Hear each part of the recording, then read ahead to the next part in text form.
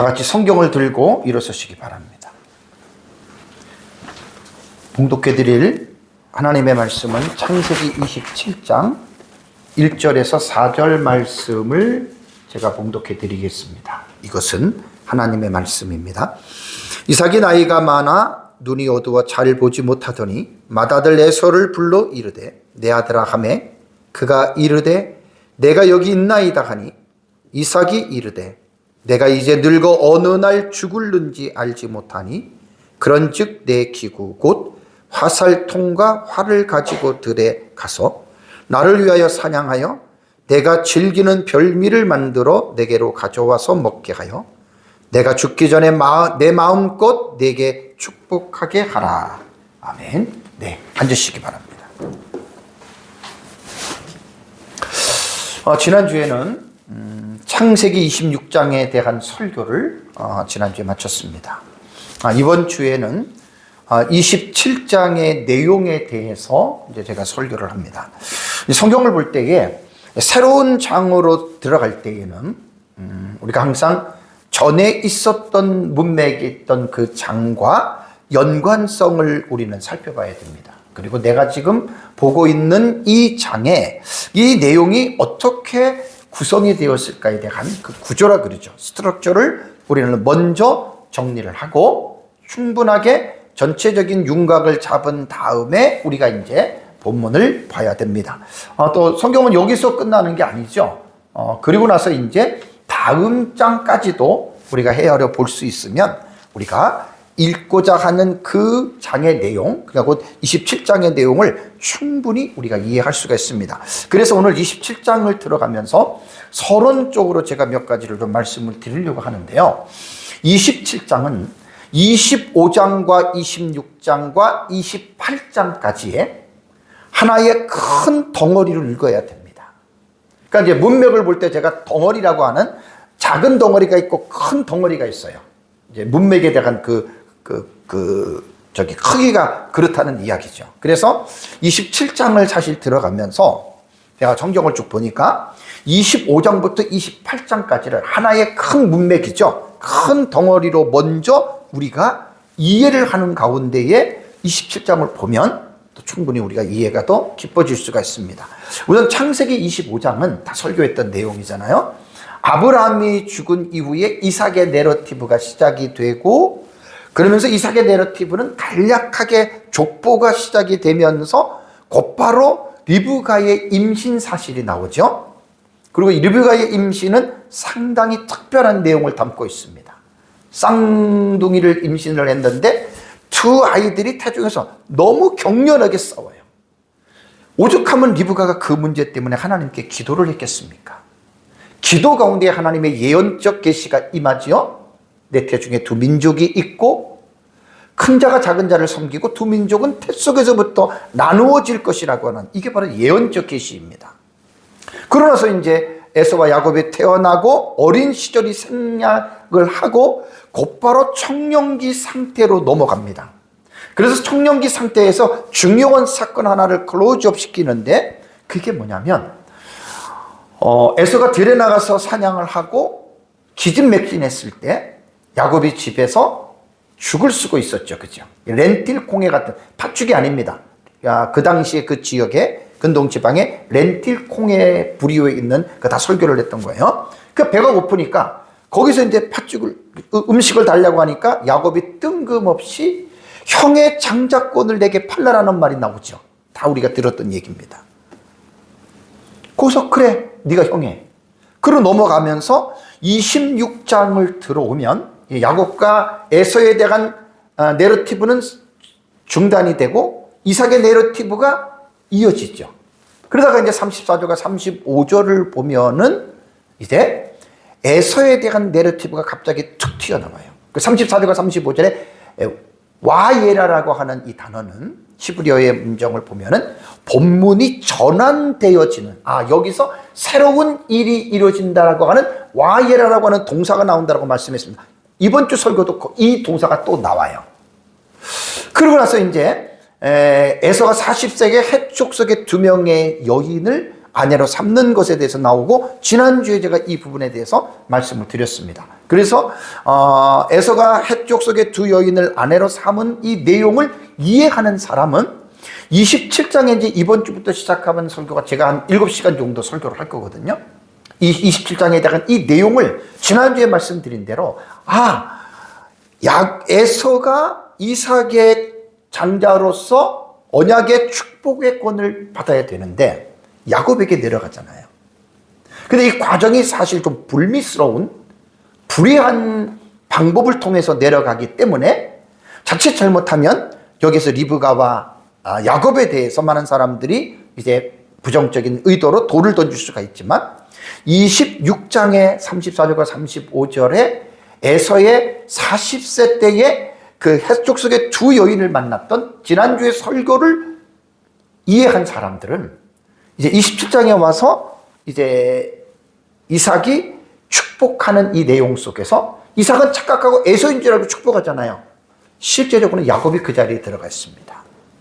여기서 이제 우리가 조금 더 마음의 문을 열고 이 부분들을 이해할 수 있다라고 제가 말씀을 드렸습니다. 그러나서 이제 28장의 내용은 야곱이 가나안의 삶을 정리합니다. 쉽게 말하면 자기가 살던 고향을 떠날 수밖에 없는 상황이 와요. 이게 이제 27장에서 그 문제가 원인이 시작이 되고, 그러나서 이제 28장에는 정리를 하고 29장을 넘어가면 야곱이 라반이라고 하는 리브가의 외삼촌이죠, 밧담 아람 지역에 도착해서 20년을 지나는 내용이 나옵니다. 그래서 25장과 28장까지는 하나의 큰 문맥, 큰 덩어리로 우리가 먼저 여러분들이 이해를 하고, 오늘 27장을 앞으로 계속해서 여러분들이 설교를 들으면 많은 도움이 되실 겁니다. 자, 오늘 살펴볼 창세기 27장은 언약적인 관점으로 볼 때 상당히 중요합니다. 제가 창세기 12장의 1절과 3절에 하나님이 아브라함과의 맺은 아브라함의 언약에 대한 내용을 거의 빠짐없이 한 80시간 이상을 계속해서 12장부터 지금까지 언약에 대한 사실을 되게 강조하죠. 강조하지 않을 수가 없는 게, 이게 언약 신학자들이 정리를 해놓은 거예요. 베리트, 나의 언약. 그러니까 커버넌트잖아요. 아브라함과 하나님이 맺은 창세기 12장 1, 2, 3절은 언약의 관계로서 여러분 우리가 성경을 풀어가야 됩니다. 물론 구속사와 언약은 동전의 앞뒷 면으로 뗄 수 없는 너무나 중요한, 같이 가는 거예요. 그래서 언약이라고 하는 이 차원에서 27장을 보면 정말로 너무너무 중요합니다. 왜냐하면 창세기 12장 1, 2, 3절에서 하나님이 아브라함과 언약을 맺을 때 아브라함이 죽고 그 언약이 이삭에게로 계승이 됐죠. 그 다음에 이삭이 나이 많아서 이제 죽게 되면 이삭에게 주어진 언약에 대한 그 바통이라 그러죠. 그것을 이삭의 자식들 야곱과 에서 중에 누구 하나에게 물려줘야 되거든요. 그것이 결정되는 게 27장입니다. 그래서 상당히 언약 신학적인 관점에서 볼 때는 27장이 너무나 중요하기 때문에 우리가 성경을 읽을 때 이러한 중요한 하나님의 나라, 구속사, 언약이라고 하는 신학적인 입장의 중심을 놓쳐버리고 그냥 성경을 도덕과 윤리적인 어떤 스토리텔링식으로 성경을 읽어가는 사람들은 사실 성경의 깊이를 알 수가 없습니다. 그래서 당연히 27장은 언약의 관점으로 볼 때는 너무나 중요한 그러한 내용을 보게 됩니다. 그러고 나서 이제 27장은 이제 앞으로 한 7시간 정도 제가 설교를 할 텐데, 여러분 내용을 보면은요, 어떻게 보면 우리끼리니까 우리가 이제 그리스도 안에 있는, 언약 안에 있는 자들이잖아요. 우리에게 지금 27장에 있는 내용을 언약 밖에 있는 사람들에게 이 스토리를 만약에 우리가 전해준다면 상당히 뭔가 좀 부끄러움을 느낄 겁니다. 그 정도로 이삭이라고 하는 언약의 가정 안에서도 이러한 불미스러운 일들을 통해서 정말 이삭과 에서와 야곱, 리브가 온 가족이 4명이 이루어지는 이 일을 볼 때 참 너무나 안 좋은 그러한 것들을 우리가 느낄 수가 있습니다. 결국 이제 야곱에 대한 가정은 제가 지난 몇 주 전에도 말씀을 드렸지만 가정 안에 문제가 있어요. 물론 문제없는 가정은 하나도 없습니다. 아브라함도 그렇고 이삭도 그렇고 어느 누구도 완전하지는 않습니다. 그러니까 우리는 이런 부분에서 성경을 읽으면서 우리는 적용을 우리는 끌어내는 거예요. 우리들도 완전한 가정은 없죠. 어쨌든 이 부분을 가지고 오늘 말씀을 좀 드리고요. 자, 그럼 창세기 27장이 어떤 내용이 있느냐, 개론적으로 몇 가지를 말씀을 드립니다. 우선 창세기 27장은요 46절까지 있습니다. 그러니까 내용이 볼 때 어때요? 긴 내용이라는 말입니다. 내용이 길면 길수록 내용을 파악하는데 어려워요. 그죠? 그만큼. 여러분, 생선을 우리가 먹는다고 생각해 보십시다. 그냥 잡아서 그냥 먹나요? 요리를 할 때 어떻게 하죠? 비늘을 벗겨내죠. 갈라서 내장을, 오물을 다 버리죠. 그리고 적은 고기들, 큰 고기들 같은 경우는 무조건 살을 먹지 않죠. 회를 먹을 때. 부위별이 있습니다. 부위가 다 달라요. 특히 참치회 같은 경우는요, 부위가 얼마나 많은지 몰라요. 자, 제가 왜 이 말씀을 드리냐면, 그리고 이제 뼈하고 나머지는 이제 끓여서 먹잖아요. 여러분, 우리가 성경을 볼 때 무작정 읽지 마시고 개론적인 개관을 먼저 하셔야 돼요. 27장은 1절부터 46절까지가 내용이 어떻게 구성이 되어 있을까? 제 설교는 뭐 은혜를 끼치는 설교가 아니고 해석학적인 설교입니다. 성경을 해석해 주기 때문에 이런 얘기를 할 수가 있는 거예요. 그래서 설교자들은 성경을 해석해 주는 데에 전심전력을 해야 되고, 성도들은 하나님의 말씀이 해석되는 내용을 잘 들어야 그것이 올바른 믿음의 기초가 되는 거예요. 올바른 믿음을 가지고 있는 사람들이 올바른 삶을 살아갈 수가 있는 거예요. 성경에 대한 올바른 지식이 없으면 올바른 믿음을 가질 수도 없고, 올바른 믿음을 형성하지 않는 사람은 올바른 삶을 살 수가 없습니다. 이러한 차원에서 한국교회의 문제가 바로 여기에서부터 시작이 됩니다. 그래서 설교자의 설교가 얼마나 중요한지, 뭐 성도들에게 은혜를 끼치고 뭐 성도들에게 뭘 주고 이런 차원이 아니에요. 하나님의 말씀을 차분하게 한 절 한 절 단어 하나하나를 깊은 의미를 가지고 설교를 해서 풀어줘 가는 것들이 여러분 설교의 정석이라고 하는 것, 여러분들이 기억을 하셔야 됩니다. 오늘 제가 이제 설교를 준비하기 위해서 이제 1절부터 46절까지에 대한 내용을 제 나름대로 좀 이렇게 분석을 했습니다. 자, 우선 창세기 27장은 두 가지 차원에서 이해를 할 필요가 있어요. 제가 이번에 설교를 준비하면서 이 대화의 관점이라고 그래요. 이 다이얼로그 비유라고 그러죠. 다이얼로그. 대화의 관점으로 27장은 딱 봐야 됩니다. 왜 그러냐면, 이삭과 리브가 야곱과 에서가 4명인데요. 놀랍게도 달랑마다 두 사람씩의 대화, 다이얼로그가 대상을 바꿔가면서 딱 끝까지 일어나요. 그래서 이번에 보면서 27장은 좀 특이하다. 그래서 1절과 4절, 이번 시간에 하는 설교가 이삭과 에서의 대화가 나오고요. 오후 예배 때는 5절과 17절을 제가 2번 합니다. 5절에서 11절까지를 하는데 5절에서 11절과 17절까지는 리브가와 야곱이 대화를 합니다. 그 다음에 18절과 19절을 보면 야곱과 이삭이 대화를 하는 내용이 나오고요. 30절에서 41절은 에서와 이삭의 대화보다도 연관된 이 내용이 나오고요.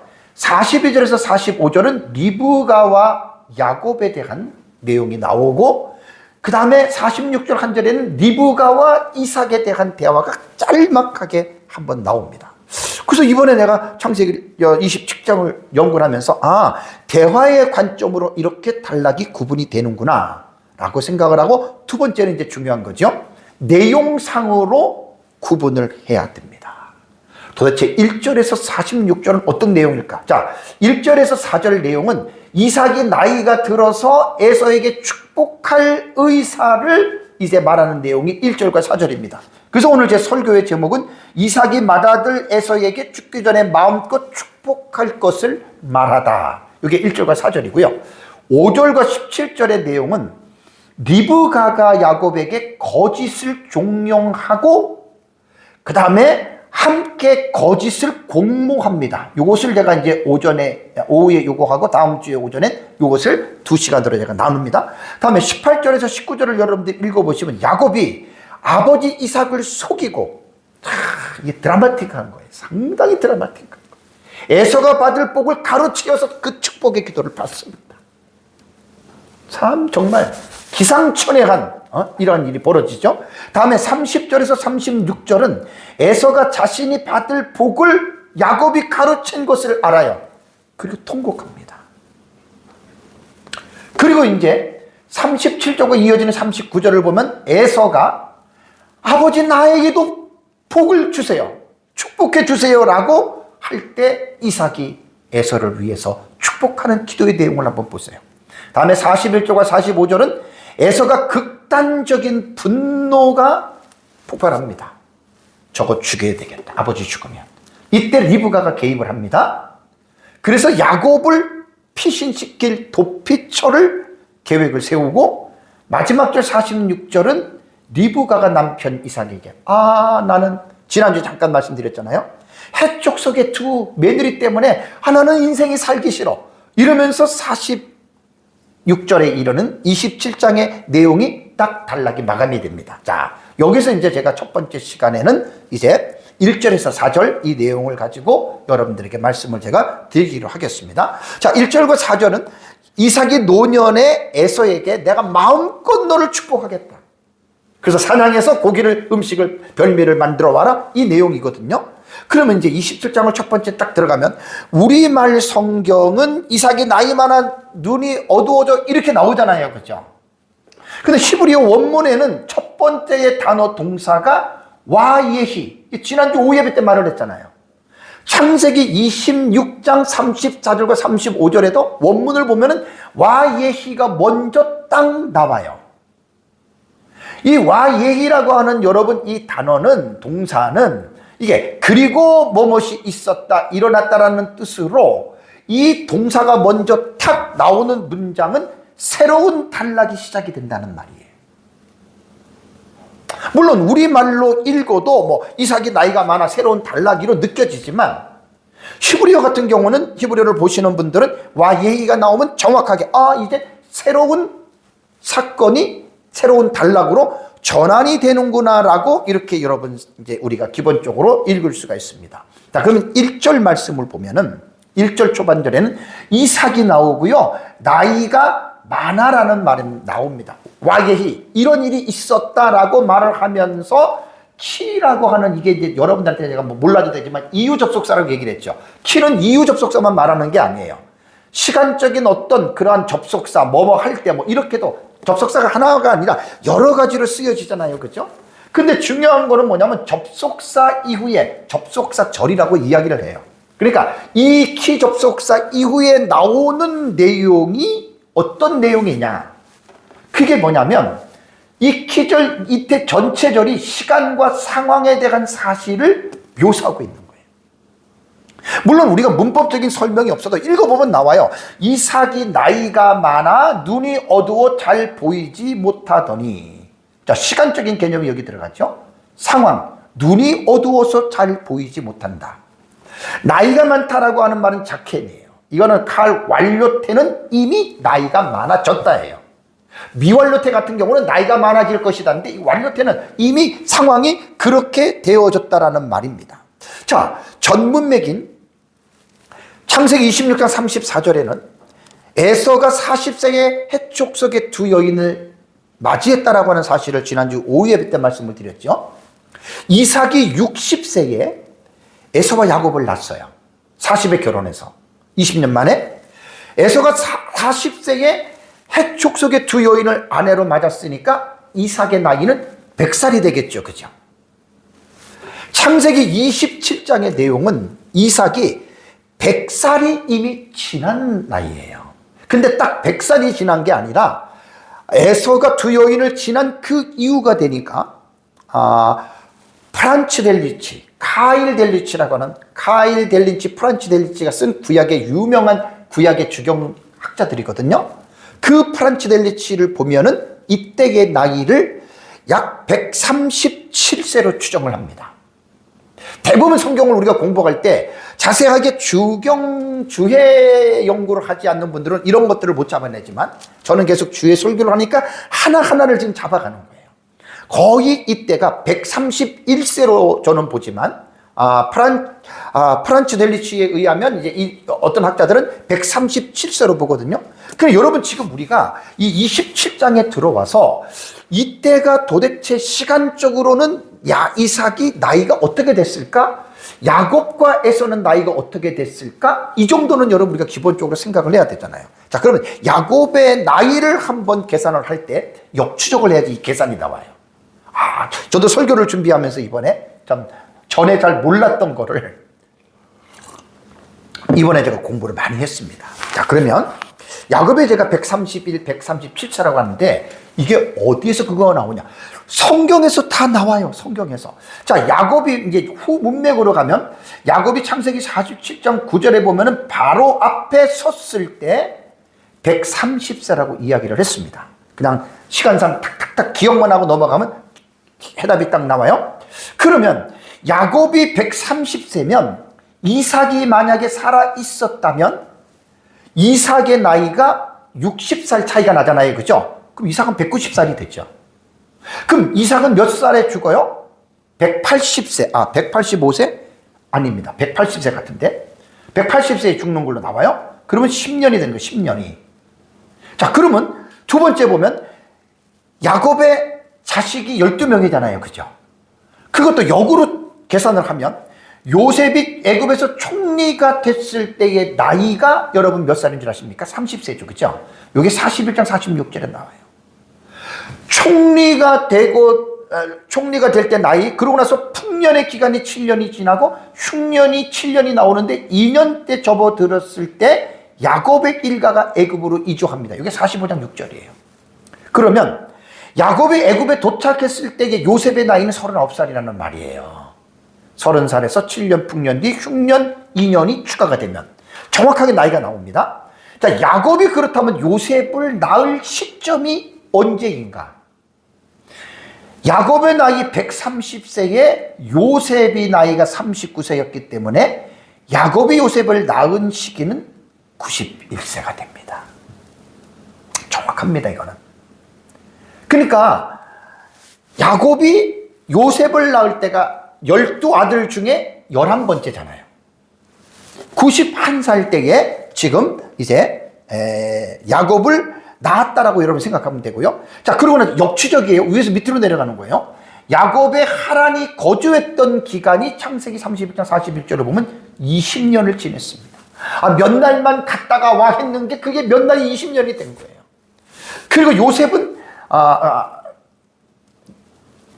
요셉이 아니죠. 네. 야곱이 20년의 삶을 마치고 하란을 떠나기 직전에 라헬이 요셉을 낳은 거예요. 따라서 야곱이 에서를 피해 하란으로 도망갈 때의 나이를 계산하면 91세에서 20년을 빼면은 71세입니다. 그러니까 오늘 27장에 나타나는 이 상황에 야곱과 에서의 나이가 몇 살이냐? 71살이라는 거예요. 저도 이번에 좀 부끄럽지만 처음 아는 거예요. 대부분 청년기로 생각하고 있었죠. 일부 학자들은 프란시스 델리치 같은 학자들에 의하면 77세, 6년의 차이가 납니다. 그러니까 우리가 생각하는 그러한 청년의 때가 아니라는 거예요. 물론 이 당시 때에는 야곱이 147세를 살았기 때문에 중장년의 위치에 해당이 됩니다. 노년기는 아닙니다. 그래서 이삭의 나이를 도출하는 것이 이삭이 에서를 60세에 낳았고 야곱이 이삭을 축복을 받고 하란을 피시했을 때가 71세였기 때문에 이 당시 이삭의 나이는 131세 혹은 137세로 계산을 하면 이 부분은 정확하게 우리가 이해를 할 수가 있습니다. 근데 한 가지 특이한 게 뭐냐면 보세요. 이 나이가 지금 계산이 딱 되니까 자, 이삭이 지금 본문에서 에서를 위해서 축복하려고 하는 그 이유 중에 하나가 뭐냐면 내가 이제 나이가 들어서 얼마 살지 못한다 그랬잖아요. 그렇죠? 죽음의 어떤 위기와 두려움 가운데에 지금 에서에게 축복을 했는데 그렇다면 27장에 이삭이 에서를 축복하고 금방 죽었느냐? 아닙니다. 180세까지 살았기 때문에 이 사건이 일어난 이후에 131세로 보면은 49년이고 137세로 보면은 47년을 이삭이 더 살았던 거예요. 여기서 여러분 우리가 제가 사실 적용 위주의 설교가 아니니까 적용 위주의 설교면 이것만 가지고 한 시간을 다 갑니다. 적용은 내가 될 수 있는 데 생략을 하잖아요. 여러분, 이게 인간의 생각과 하나님의 뜻이 다르다는 거예요. 아, 나는 10년, 20년, 30년을 살 것 같은데 금방 죽지요. 아, 나는 금방 죽을 것 같은데 30년, 40년 더 살지요. 여기서 여러분, 인간의 생각과 하나님의 뜻이 충돌이 되는 거예요. 그러니까 내 생각이 옳은 게 아니에요, 여러분. 제가 적용 위주의 설교를 하면 이 부분을 가지고도 10분, 20분을 적용을 하면 엄청 우리가 은혜를 받을 수가 있어요. 이렇게 설교를 하면 창세기 제가 2년을 걸리면 4년, 5년을 해야 돼요. 그래서 저는 적용 설교가 아니라 해석적인 설교이기 때문에 여러분들이 하나님의 말씀이 올바르게 해석이 되면 여러분들의 마음속에 새겨지면 성령이 그걸 가지고 여러분들에게 적용을 시켜준다. 저는 그거를 믿는 거예요. 그럼 이삭의 노년의 상태를 보면은 1절에 보면은 나오잖아요. 그렇죠? 눈이 어두워서 잘 보지 못한다. 이렇게 말을 했잖아요. 그렇죠? 이 뭐냐면 원문을 직역하면 그의 눈들이 보는 것으로부터 흐려졌다. 원인은 잘 알지 못하지만 현대의학으로 볼 때는 노년기의 실명 원인의 증상들이 보통 백내장, 녹내장, 망막 질환 속으로 들어가면 망막 박리 현상과 황반 변성과 당뇨 망막병증으로 시력이 상실되는 경우가 있습니다. 점점 안 좋아지다가 아예 상실이 되죠. 그렇죠? 그런데 지금 이삭 같은 경우는 어떠한 증상인지는 아무도 몰라요. 그냥 다만 우리는 현대의학으로 유추해서 그 부분을 우리가 유추할 수 있는 겁니다. 중요한 것은 이게 중요한 게 아니에요. 이삭이 나이가 많아서 육체적으로 눈이 어두워서, 그러니까 이때가 축복할 당시에는 이삭이 131세 정도 외에는 앞에 사람의 사물도 볼 수 없을 정도로 이렇게 40몇 년을 살았던 거예요.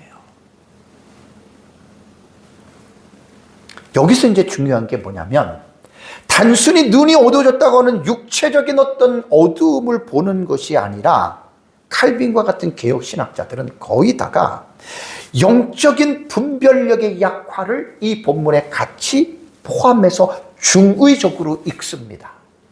육체의 노시력의 약화가 영적인 분별력의 약화까지, 이건 이제 중의적인 해석이라 그래요. 하나의 뜻이 아닌 두 가지의 뜻을 함께 이렇게 해석해 나가는 게 이게 이제 중의적인 어떤 해석이라고 하는데, 그래서 거의 모든 학자들이, 우리도 마찬가지 성경을 읽으면 이게 느껴지는 게 단순히 눈만 어두운 게 아니라 이삭이 나이가 들면서 영적으로 상당히 흐려졌다. 그래서 27장을 볼 때 분명히 지금 이삭이 하나님으로부터 받은 그 언약의 그 축복권을 에서에게 하면 안 되는 거거든요. 야곱에게 해야 되는 거예요. 왜냐하면 창세기 25장 23절 설교를 할 때 리브가의 태 속에서 하나님이 뭐라고 얘기를 했습니까? 두 국민이 내 태중에 있구나라고 분명히 얘기를 했고, 두 민족이 내 복중에서부터 나누일 것을 얘기를 했고, 이 족속이 저 족속보다 강하겠구나라는 말은 큰 자가 약하고 어린 자가 동생이 강한다. 그래서 큰 자가 어린 자를 섬긴다, 이미 분명히 말을 했잖아요. 그러면 이삭이 이 사실을 모른다고 말할 수가 없는 거예요. 부부간에 리브가가 분명하게 이야기를 했을 것이고, 그렇다면 지금 뭐냐면 이삭은 자기의 노년기의 인생의 죽음의 마지막 부분에 이삭이 해야 할 가장 중요한 것은 뭐냐면 자식을 위해서 자식들에게 돈을 물려주고 자식에게 어떤 땅을 물려주는 것이 아니라 언약의 이 족장들에게서 가장 중요한 것은 죽기 전에 하나님으로부터 받았던 언약적인 권위를 하나님의 뜻에 따라서 정확하게 아들에게 물려주어야 하는 것이 가장 중요한 거예요. 이게 영적인 거라는 말이에요. 이삭이 아무리 재물이 많고 아무리 거부가 됐다 한들 그게 중요한 게 아니잖아요. 언약의 관점에서 볼 때는 그렇다는 말이에요. 이삭은 다른 거는 몰라도 자기가 죽기 전에 두 아들에게 하나님의 뜻을 분별해서 분명하게 그 언약의 바통을 야곱에게 물려줘야 되는데, 이삭이 하는 행동을 보면 27장에서는 에서에게 그걸 물려주려고 하지 않습니까? 이래서 이삭이 나이가 많아서 영적으로 흐려진 거예요. 참 이건 여러분 너무 심각한 겁니다. 그래서 창세기 27장은 언약의 관점으로 볼 때, 구속사의 관점으로 볼 때 하나님의 주권과 인간의 책임이 절묘하게 안 좋은 모습이 또 하나 등장해요. 그건 이제 계속해서 오후 시간부터 계속해서 제가 여러분한테 언급을 합니다. 그래서 이제 이삭이 영적인 상태를 보십시오. 1절 후반절에서 2절 보면 맏아들 에서를 부릅니다. 내 아들아. 그가 이르되 내가 여기 있나이다 하니 이삭이 뭐라 그래요? 내가 이제 늙어 어느 날 죽을는지 알지 못한다는 말을 에서에게 이야기를 합니다. 여기 알지 못한다라고 하는 말이 부정어예요. 로잖아요. 근데 지난주에 제가 2번 사용할 때 부정어는 히브리어 부정어는 로와 알이 있는데 지난주에 말씀드린 것은 뭐냐면 동사가 미완료 동사예요. 이거는 완료 동사입니다. 야다. 야다이티라고 하는 말은 야다 동사의 완료형이에요. 완료태예요. 완료태. 여러분들은 몰라도 되지만 이렇게 생각하면 됩니다. 확정된 거예요. 완료태니까. 나는 이제 죽을는지 알지 못한다는 말은 뭐냐면 나는 이제 곧 죽을 거야. 나는 이제 오래 살지 못할 거야. 확정이 된 거예요. 로 부정사가 못한다라고 하는 말은. 이게 로 부정사가 미완료 동사와 합치면 절대적 금지라 그랬죠. 그죠? 하지 말아라. 이거는 이제 완료이기 때문에 그거와는 의미가 다른 겁니다. 그러니까 이삭이 에서를 불러 말하는 현 시점에 에서가 약 71살 때고 이삭이 131에서 137세 그 정도에 이제 나는 야 에서야 이제 아빠는 곧 죽을 것 같다. 확정된 거예요. 그런데 아까 말씀드린 대로 42년 49년을 더 살았잖아요. 사람이요 치 아무리 똑똑하고 그래도 자기 일 모르는 겁니다. 그래서 왜 우리가 이 말씀을 깊이 있게 우리가 이해를 해야 되냐면 이삭이 이러한 의식을 가지고 있었기 때문에 내가 너에게 축복하겠다 이 행동이 나온 거예요. 여러분 만약에 이삭이 내가 180살까지 살 수 있어 앞으로 49년 그럼 이런 플레인을 아마 설정하지 않았을 겁니다. 이거는 하나님의 작정이라고 하는 큰 틀 속에서 우리는 이 사건을 읽을 수가 있어야 돼요. 인간의 계획과 그래서 이제 이사야가 뭐라고 했습니까? 나의 생각과 너희의 생각은 다르고 내 길과 너희의 길은 다르다라고 분명히 말씀하지 않았습니까? 하나님을 경외하는 우리는 이 땅에 살면서 잠언에도 말했지만 너는 내 명철을 의지하지 말라 그랬어요. 너 생각을 의지하지 말라 그랬어요. 곧 죽을 상황인데 무슨 50년을 살 것처럼 착각하고 있습니까? 이게 인간의 생각이에요. 아주 미련하고 우둔한 생각이에요.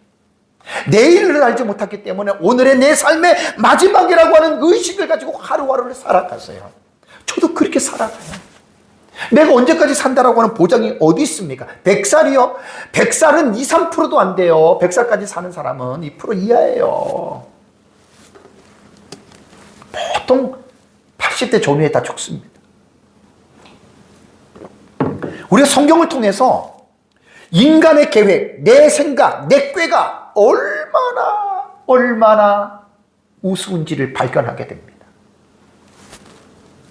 내가 몇 년을 계획을 세워놓고 뭘 하고 그런 계획이 필요 없다는 게 아니라 하나님의 말씀을 잘 봐야 됩니다.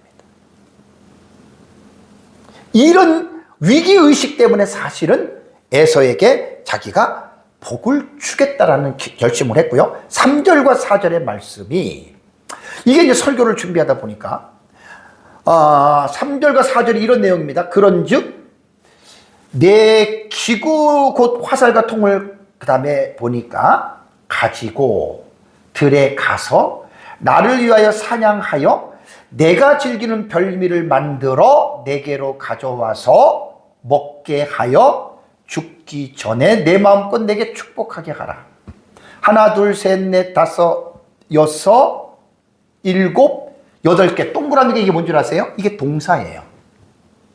깜짝 놀란 게 3절은 그래도 뭐 내 기구, 화살통과 활, 뭐 나를 위하여 이런 수식어들이 좀 들어가는데 4절은요 거의 다가 동사지요, 그죠? 히브리어하고 헬라어가 동사 언어라 그랬잖아요, 그죠? 여기서 우리는 동사를 이게 도대체 어떻게 해석을 해야 돼요? 3절과 4절을 다시 결론적으로 보면은요 동사를 8개를 다 우리가 이해를 하고 여러분 이거를 읽어야 되거든요. 뭐가 중요하고 뭐가 중요하지 않고 뭐 중요하지 않는 것은 없지만 뭐가 우선이고 쉽게 말하면 어떤 게 목적이고 어떤 게 수단이고 어떤 게 조건이죠. 물론 우리가 사실 우리말을 읽어보고 깊이 있게 읽으면 사실 어느 정도 감은 와요. 어느 정도 감은 오는데 제가 왜 이 부분을 강조하냐면 우리가 성경을 올바르게 이해하기 위해서는 분명하게 원문의 문법적인 의도를 우리가 알아야 됩니다. 우리말도 충분히 어느 정도는 우리가 감을 잡을 수 있지만 그러나 우리가 분명하게 알기 위해서는 그래서 원문이 필요하다는 얘기예요. 동사가 여러 개, 지금처럼 여러 개가 나오는 문장들은 이 다이나믹 릴레이션십이라고 역동적인 어떤 관계들이 있어요. 근데 히브리어에는 영어처럼 주동사와 보조동사의 개념이 없어요. 목적 동사와 수단 동사로 구분을 합니다. 그러니까 여러 개의 동사 중에서도 목적 동사는 하나란 말이에요. 진짜로 이루고 싶은 중심 행위를 그 목적 동사를 딱 봐야 돼요. 우리가 동사가 영어에도 많으면 주동사를 놓치면 안 되잖아요, 그죠? 주동사를 잡아놓고 주동사를 보조하는 동사들이 들어가는 거예요. 어떤 경우에는 이제 마태복음 28장 18절 19절에서는 전에서는 제자를 삼아가 동사고 가서 세례를 주고 가르치는 것은 분사로 되어 있잖아요, 그죠? 그러니까 동사와 분사가 나눠지는 것은 충분히 문장을 이해할 수가 있는데 우리말 같은 경우는 모든 게 동사로 되어 있으면 그 동사 속에서 목적이 되는 동사를 찾아야 되고 나머지 동사는 수단 되는 동사가 있고 또 하나 조건 같은 동사들이 있어요.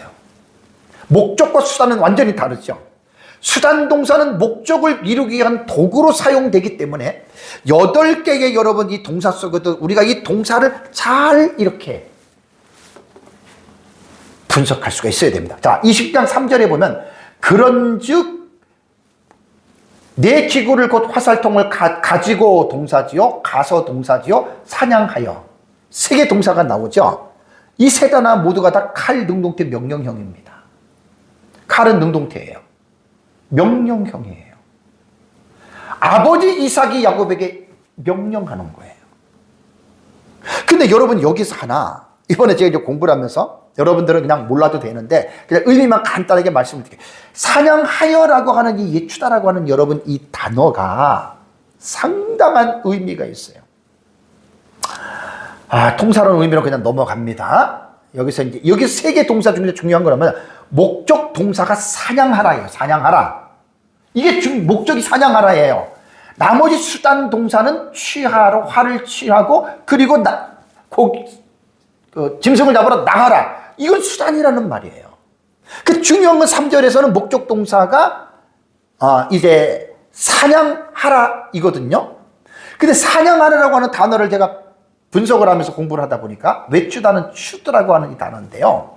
이게 와우개속법과 연결이 되면서 이게 칼 명령형이에요. 그런데 하나가 특이한 게 뭐냐면 나 요번에 처음 알았어요. 부끄럽지만 코르타티브라고도 이야기를 하고 코르타티브라고도 이야기를 합니다. 요 단어는 어떻게 할 수 있냐면 맨 단어 끝에 해라고 하는 요게 딱 붙어요. 그래서 딱 보면은 여기 보면 외추다에서 해가 딱 붙죠. 그게 이게 문법을 아는 사람들은 이걸 딱 보고 이거는 코르타티브형이다. 그럼 코르타티브가 뭐냐? 이건 이렇게 생각하면 됩니다. 강한 의지 혹은 소원 혹은 제안을 나타내는 법인데 명령법에 따르는 거예요. 명령법의 1인칭에 요 코르타티브의 해가 붙는 경우가 있고 그 다음에 명령형 2인칭의 명령형에서 해가 붙으면 이것을 파라고직이라고 이야기를 해요. 문법적으로. 여러분들은 몰라도 되는데 중요한 이것만 기억하면 돼요. 명령형의 감정의 색채와 의지의 강도를 더하는 거예요. 그러니까 이 코르타티브라고 하는 이 해가 딱 나타나면 명령형인데 감정의 색채를 덧입혔다는 얘기죠. 그러니까 강한 어떤 의지나 소원이 있으면 그거를 더 강하게 의지의 강도를 높이는. 그러니까 지금 여기서 우리가 볼 수 있는 게 뭐냐면 이삭이 에서에게 사냥해라라고 하는 말이 그냥 단순히 사냥하라는 게 아니라 상당히 이 사냥의 의지를 자기의 그 어떤 중심을 담아서 넌 꼭 사냥해 와야 돼. 왜? 목적이 있잖아요. 그 뒤에 이제 4절에 그게 나오는 거예요. 그 수단들이 또 나오는 거예요. 그냥 여러분들은 몰라도 그냥 이렇게만 생각하면 되고요. 4절 문장으로 넘어가면 동사가 5개 나와요. 만들어, 가져오고, 먹게 하고, 죽기 전에 축복하게 하라. 그러면 4절에도 지금 완전히 4절은 동사 문장이잖아요. 그럼 이 동사 문장에서 여러분 우리가 볼 때 뭐가 중요하겠어요? 두 개 동사를 제가 분석을 해보니까 다 달라요. 와, 이거 진짜 제일 어려운 본문이에요. 두 개의 동사가 명령형이고요. 그 중에 하나가 코르타티브형이에요. 하나는 와우 계속, 그 다음에 이제 세 번째가 와우 계속법 칼 미완료, 하나는 칼 그냥 미완료, 하나는 피엔 미완료.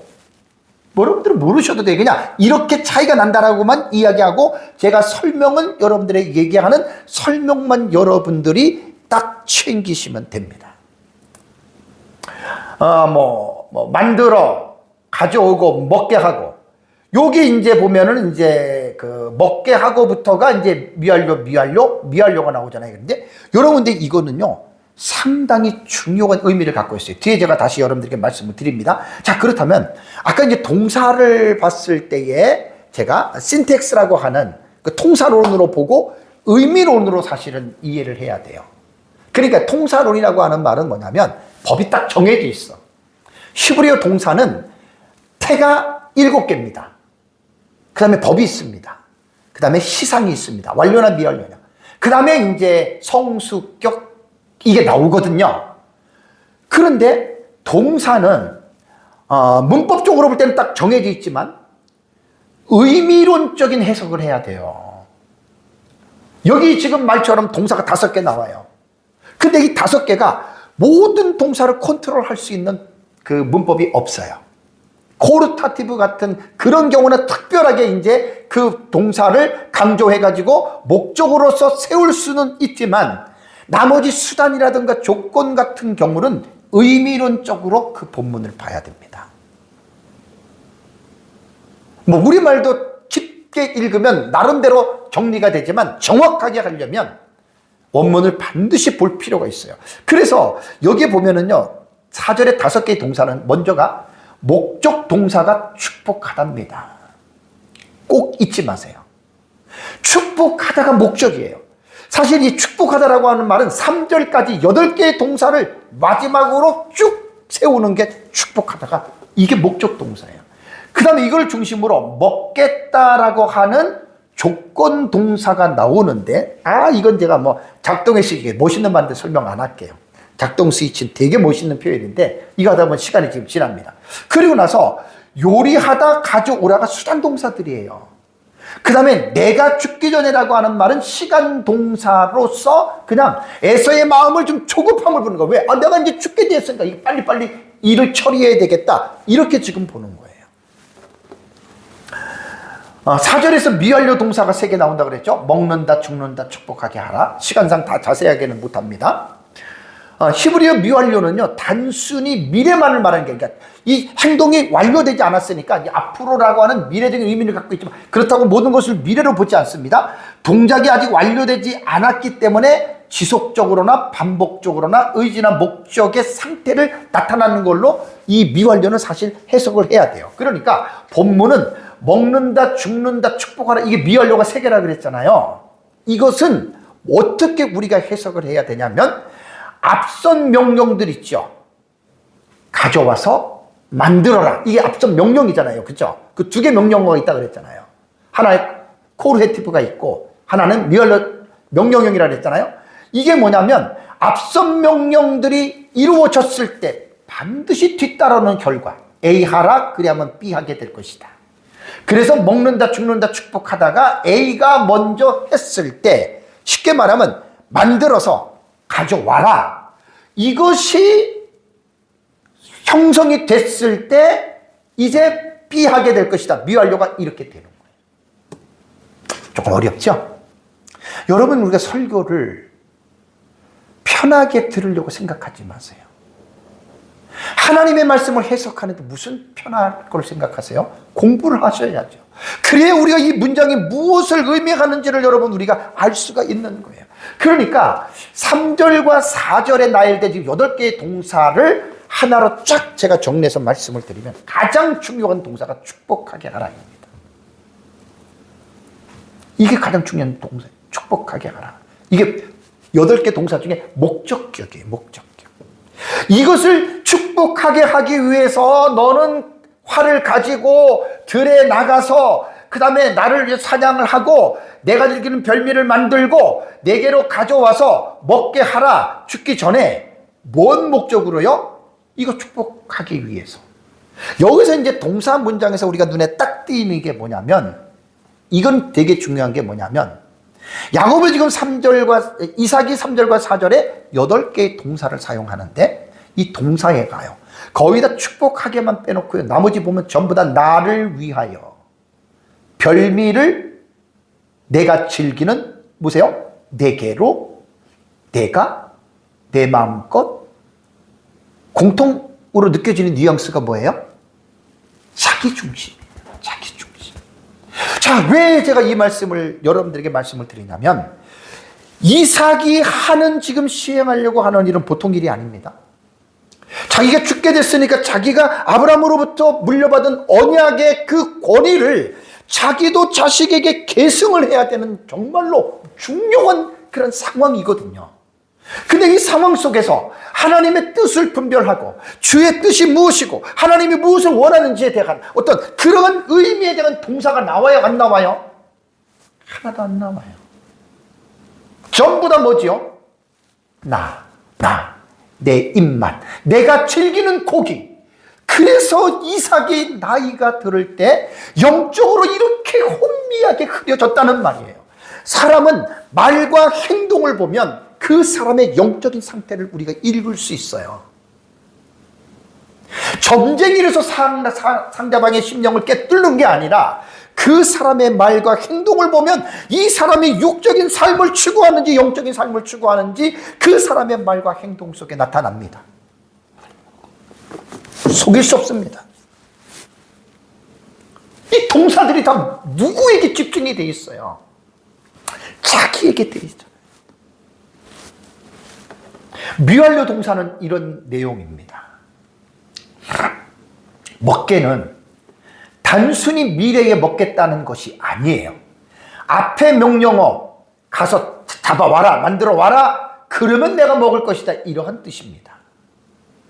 그러니까 이 말이 뭐죠? 먹기 위해 가져오라는 이삭의 강한 의지가 여기에 담겨져 있어요. 이게 코르타티브형입니다. 이 단어는 먹는다라고 하는 말이. 다음에 내가 죽기 전에라고 하는 말도 미완료라고 그랬잖아요. 아직 죽음이 닥치지는 않았지만 곧 닥쳐올 미래의 사건으로 인식하고 있는 거예요. 그럼 여기서는 뭐냐면 죽음이라는 완료되지 않는 사건이 닥치기 전에 나는 이 모든 축복의 과정을 끝내야 되겠다라고 하는 시간적인 압박을 미완료 시제로 표현을 했다는 말입니다. 또 하나, 축복하게 하라. 테바레트카라고 하는 이 말은 PL 미완료태거든요. PL은 강조형이에요, 강조형. 이게 어떻게 보면 동사에서요, 8개 동사 중에서 이 지금 축복하게 하라, 테바레크카라고 하는 이것이 강조하는 거예요. 그래서 이게 목적 동사가 되는 거예요. 여러 가지 측면으로 볼 때. 7개 태로 볼 때도 PL이니까 강조태잖아요. 당연히 목적 동사가 이거예요. 그러니까 3절과 4절의 동사를 8개를 읽어가면서 우리는 어디에서 방점을 딱 둬야 되냐면 축복하게 하라라고 하는 여기에 목적 동사로 여러분 읽어야 된다. 그러니까 이삭은 별미를 먹는 조건이 충족이 될 때 앞에서 가서 나가고 만들고 이런 것들이 충족이 될 때 비로소 내 영혼이 너를 축복하게 축복할 것이다. 이런 의미를 담고 있는 거예요. 그래서 이삭은 에서에게 내가 사냥에 오면 고기를 만들어서 내가 맛있게 해 오면 내가 필연적으로 너를 축복해 줄 거다. 이것을 여러분 지금 말을 하고 있다라고 하는 사실입니다. 참 본문을 제가 설교를 여러분 준비하면서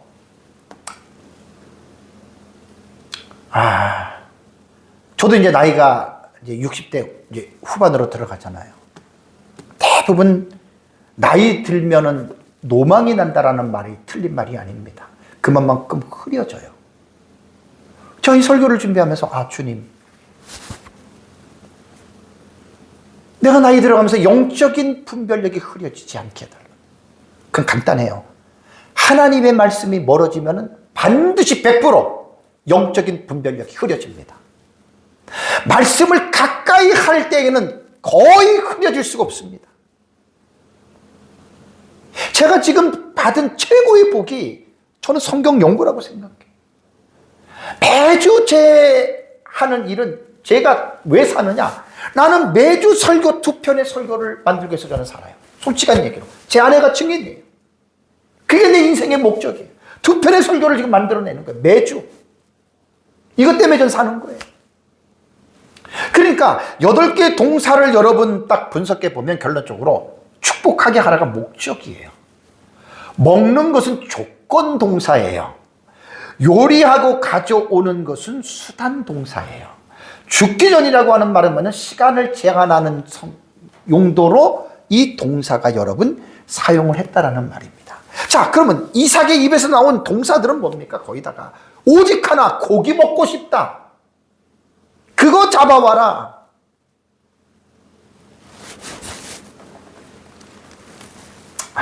참. 먹는 것도 좋고 중요합니다. 오직 하면 예수님이 먹기를 탐하는 자들과 사귀지 말라라고 얘기했을까요? 다 절제할 수 있어야 되고 조심할 수 있어야 됩니다. 먹는 것도. 그러니까 27장에 나타난 지금 3절과 4절의 내용을 미뤄보면 이삭은 축복하겠다라고 하는 이 동사를 여러분 목적 동사라 그랬잖아요. 그러니까 이 위대하고 성스러운 정말 언약의 계승권을 자식에게 축복하는 이 위치에서 하나님의 뜻과 섭리를 묻고 하나님의 뜻을 따라간다는 이것보다는 먹겠다라고 하는 자신의 육적인 식욕을 욕망을 충족시키려고 하는 여기에 이삭이 지금 영적인 상태가 진행되고 있다라고 하는 말을 여러분 우리는 지금 볼 수가 있다라고 하는 사실입니다.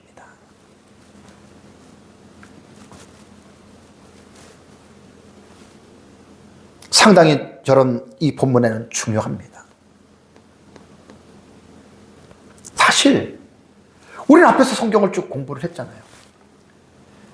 리브가가 야곱과 에서를 잉태했을 때 분명히 두 민족이 내 복중에 있고 큰 자가 어린 자를 섬기리라. 분명히 하나님께서 예언했잖아요.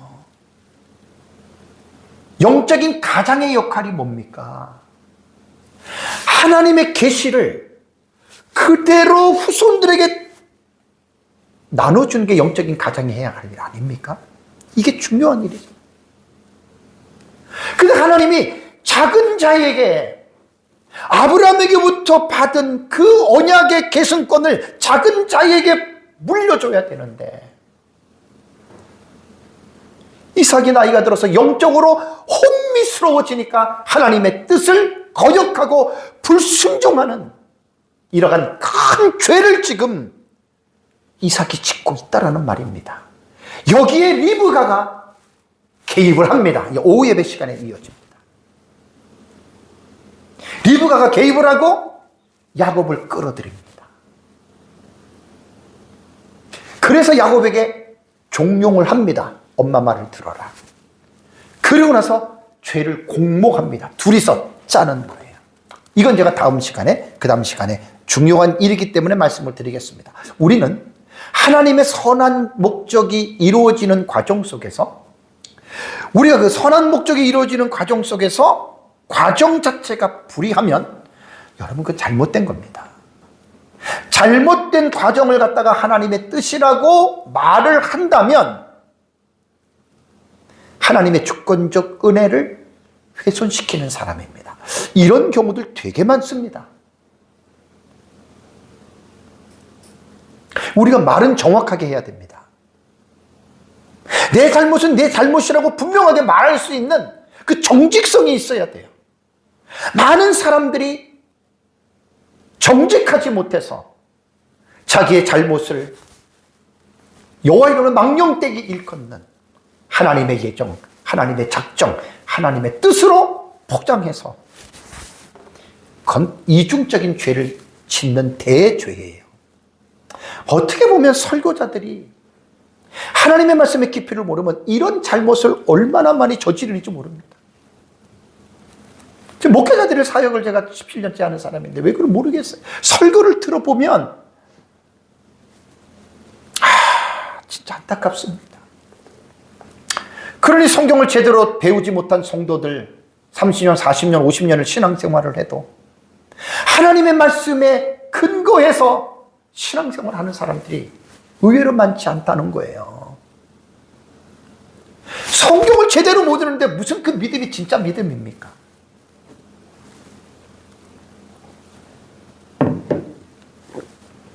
이삭의 실수가 바로 이거예요. 참 어떻게 보면 아주 그 27장을 여러분 읽어가다 보면 그 스릴이 있어요. 스릴. 이야, 참 아주 그냥 긴장, 서스펜스가 느껴지고 거기에 또 스릴이 있어요. 근데 중요한 거는 뭐냐면 하나님의 작정은 작정대로 이루어갑니다. 때로는 인간의 잘못이 하나님이 하라고 한 것은 아닌데 그런 것들이 적용이 되는. 근데 오후 예배부터 그런 시간은 여러분들에게 좀 자세하게 제가 말씀을 드리기로 하겠습니다. 사랑하는 성도 여러분, 창세기 27장은 이삭의 내러티브 가운데에 그의 쌍둥이 아들 에서와 야곱, 그 장자권에 대한 그 축복의 내용을 다루는 아주 중요한 사실을 여러분 담고 있습니다. 이번 시간은 창세기 27장에 대한 이 첫 번째 시간으로서 전체적인 윤곽에 대해서 제가 여러분들에게 말씀을 드리고요. 그리고 설교 초반에 여러분들에게 말씀을 드린 대로 참 27장은 특징이 있잖아요. 그죠? 그래서 이 다이알로그, 대화적 관점이에요. 참 딱 떨어지잖아요. 이삭과 에서가 말하고 리브가와 야곱이 말하고 또 이삭과 에서가 말을 하고 참 정말 이렇게 구조가 딱딱 짜여진 장도 여러분 찾기가 힘들 겁니다. 그래서 27장은 제가 설교를 준비하면서 대화의 관점, 다이알로그 뷰라고 하는 이 대화의 관점으로 먼저 우리가 볼 필요가 있고요. 그러고 나서 이제 이 내용적인 측면에서 여러분들의 이제 제가 구조를, 스트럭처를 나눈 것 가지고 지금 이제 이번 시간에, 첫 시간에 1절에서 4절에 대한 말씀을 제가 여러분들에게 말씀을 드렸습니다. 무엇보다도 이제 이 1절과 4절의 말씀을 제가 이제 정리하면서 마지막 최종적인 적용은 아까도 말씀을 드린 대로 사람은 나이가 들어요. 나이가 들면 들수록 모든 것들이 쇠퇴해집니다. 무뎌집니다. 약화됩니다. 사라집니다. 중요한 것은 하나님을 믿는 그리스도인들은 당연히 노쇠함 가운데에 우리의 정신력이나 모든 것들이 쇠해질 수가 있지만 정말 우리가 하나님 앞에 정말 간절하게 기도해야 될 내용은 뭐냐면 하나님, 내가 나이가 들어도 이삭과 같이 이러한 눈이 흐릴지라도 내 영적인 눈은 흐려지지 않게 해달라고 여러분 우리는 정말 하나님 앞에 기도해야 됩니다. 정말 기도해야 됩니다. 저도 오늘 이 본문을 설교를 하면서 앞으로 계속해서 이런 기도를 할 겁니다. 나이 들면 기억이 안 되잖아요. 내가 여기 왜 왔지? 차를 어디서 세우든지 기억 안 날 때 많잖아요. 그죠? 요즘에 여러분들 제 설교 보면 여러분들이 말한 처럼 생각하고 입에 이제 말이 딱 다르게 나가요. 저도 가끔 그러잖아요. 작년부터. 어쩔 수가 없는 거예요. 우리는 하나님 앞에 이렇게 기도해야 됩니다. 하나님, 이삭의 길을 걷지 않고 내가 나이가 많아 조금 그렇더라도 영적인 이 눈은 제발 하나님 흐려지지 않게 해달라고. 영적인 눈이 흐려지면 우리는 잘못 판단하고 잘못 결정을 내립니다. 꼭 기억하시기 바랍니다. 그래서 우리의 남은 삶을 시간이 흐르면서 노쇠가 되는 건 어쩔 수 없지만 영적인 것은 하나님 앞에 간절히 기도해서 저와 여러분들이 늘 아주 올바른 그러한 말씀과 성령의 충만한 삶을 살아가시기를 주님의 이름으로 축복합니다. 우리 다 같이 함께 기도하겠습니다.